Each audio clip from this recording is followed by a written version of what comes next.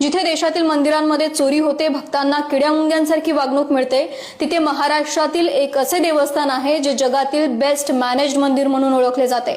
ज्या मंदिरात कोणताच बडा नेता, सेलिब्रिटी किंवा खेळाडू दर्शन घेत नाही, कारण तिथे VIP दर्शन मिळत नाही। प्रत्येक भाविकाला समान वागणूक देणारे शेगावचे संत गजानन महाराज संस्थान। असे व्यवस्थापन तुम्हाला महाराष्ट्र काय अख्ख्या जगात कोणत्याच मंदिरात बघायला मिळणार नाही। इथली शिस्त बघाल तर शाळांना लाजवेल। स्वच्छता, शिस्तबद्ध रांगा, सेवाभावी स्वयंसेवक आणि कोणताच गोंधळ नाही।